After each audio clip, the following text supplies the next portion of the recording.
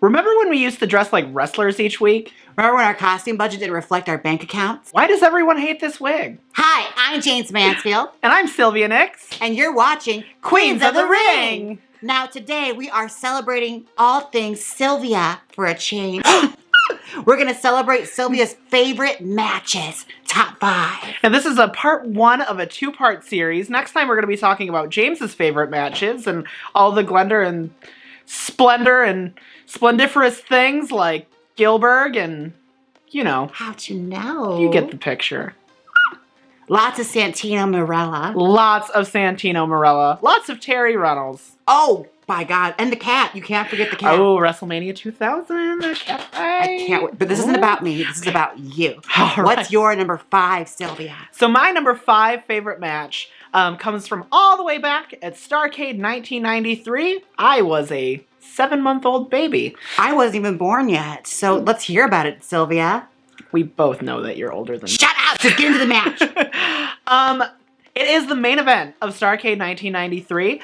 Vader versus Ric Flair in a title versus retirement match. Now, Vader, in case you guys don't know, he's big and fat, and he wore a face bikini. And everything he did looked incredibly painful. So 1993 was a kind of a transition year between WCW and their roster.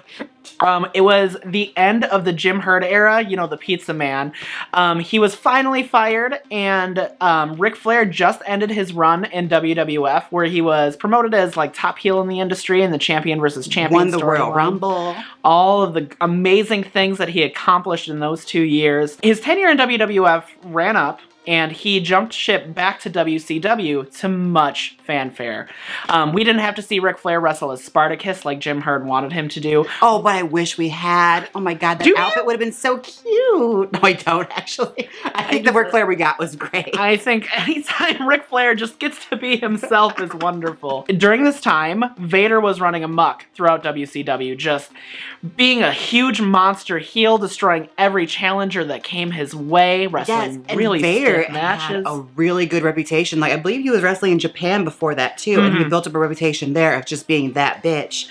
Where he'd run through people and just be so stiff and nasty. He was one of the reasons that Mick Foley lost his ear, actually. What? Yeah, it was a match between Mick Foley and Vader, and Mick Foley's head got stuck between the ropes because of Vader, and it was very, very painful. I don't love that for him, but all right. Vader also was so tough that he lost an eye during one of his matches and then popped it right back into place. That is truly hardcore. Yeah. Let's see the Sandman do that. Flair, who at the time in 1993, we actually believed that there was the potential that Ric Flair's retirement was on the horizon.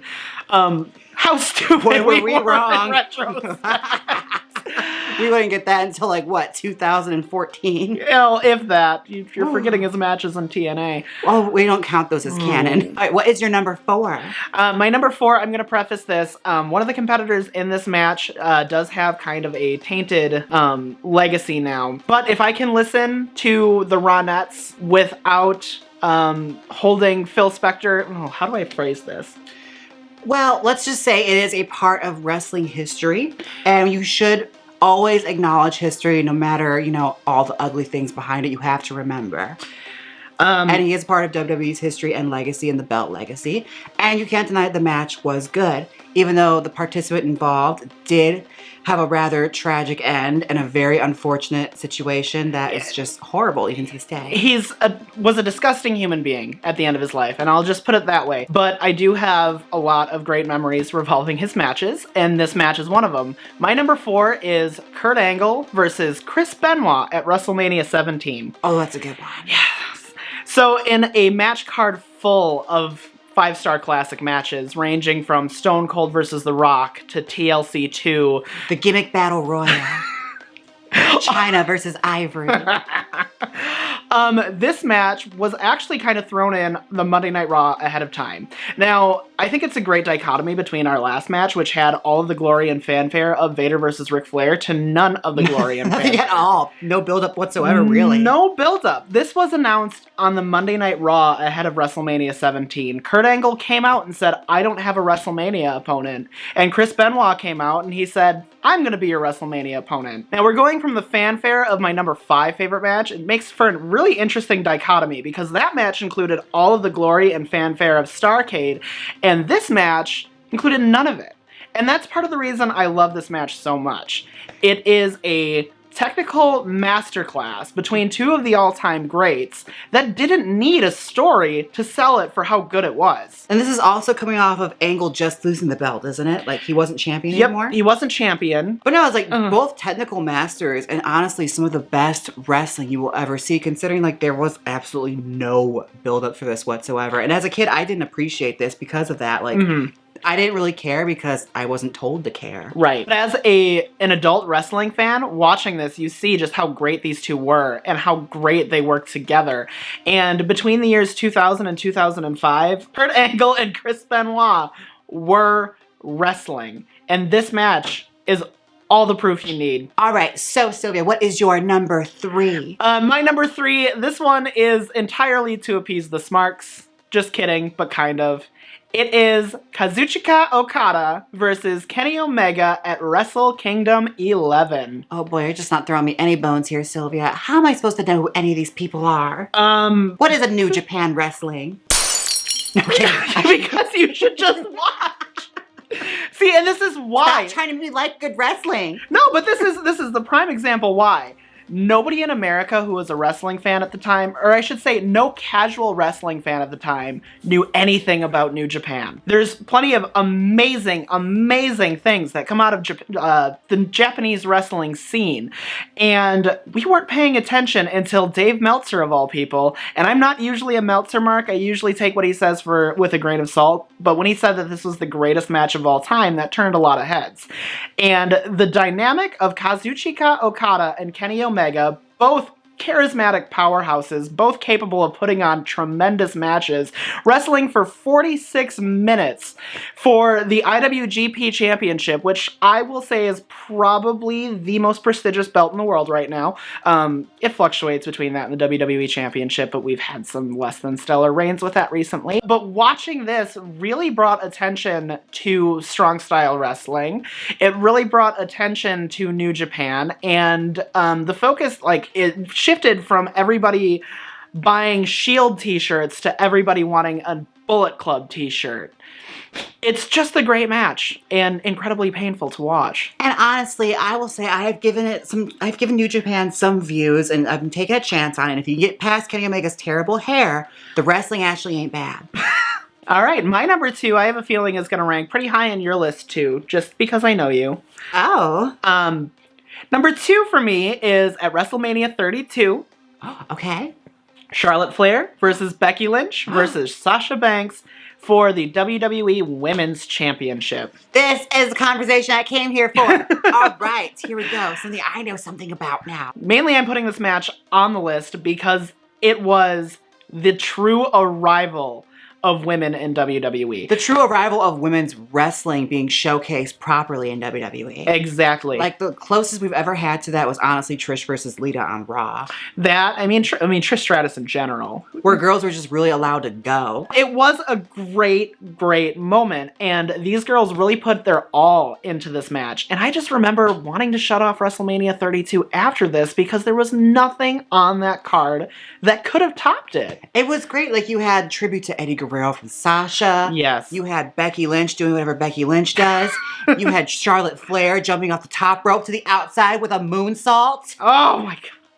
Woo! I love it. I love it so much. And, to this day, I'm still a huge Charlotte fan. Not to mention, like, you are either dead inside or have a cold heart, and I don't want to know you as a person if you can't watch Ric Flair sobbing like a little child while watching his daughter take home the gold. Yes, and Carrie, like, walking with her back to the stage. honestly, that is good wrestling right there. You know, and play it heel or face, Charlotte Flair, I'm always going to cheer for her no matter who her opponent is.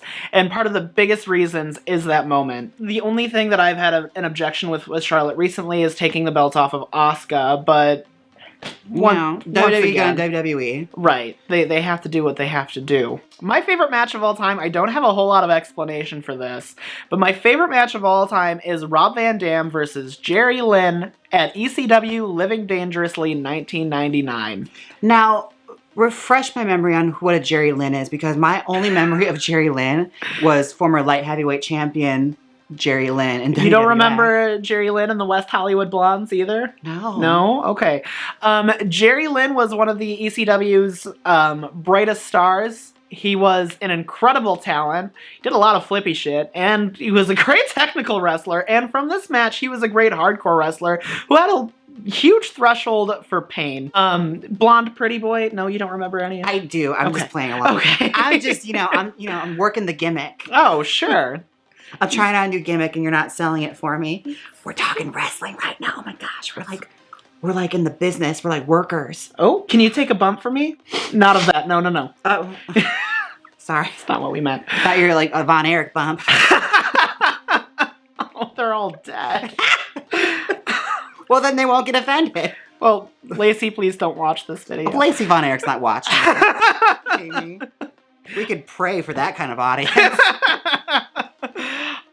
This match makes my number one. I don't know why. I just watched this match and it makes me feel good. Part of it may have to do with the fact that no matter what kind of wrestling fan you are, be it a hardcore fan, be it you like the flippy shit, be it you like technical work, be it you like great heel work. We did have, what's his name with the whistle? Bill Alfonso. Bill Alfonso, almost tainting the entire match. Everything that you could want is in it. From a false finish, a Van Terminator to the steel guardrail from the top rope. It's just incredible. And as far as ECW wrestling goes, like, it has just the right amount of balance of everything in it. Mm-hmm. Like, I had to watch a little bit of it for a previous episodes of Queens of the Ring where you brought it up. And it is a good match. And I will say, like, it will hold your interest. It holds up. And it's not enough, like, ECW, like, crap that really, like, weighs it down. It's just enough to, like, get the effect over, but it wasn't overdone. Well, and the thing, too, speaking of ECW as a brand, we all know that I have a certain soft spot in my heart for ECW, not forgiving their problematic-ass, terrible shit that they've done in the past.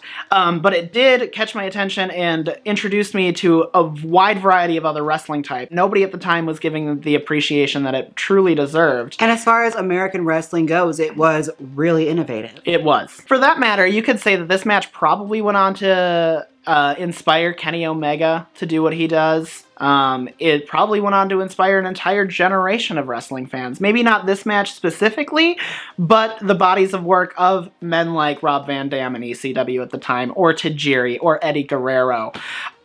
I just love it.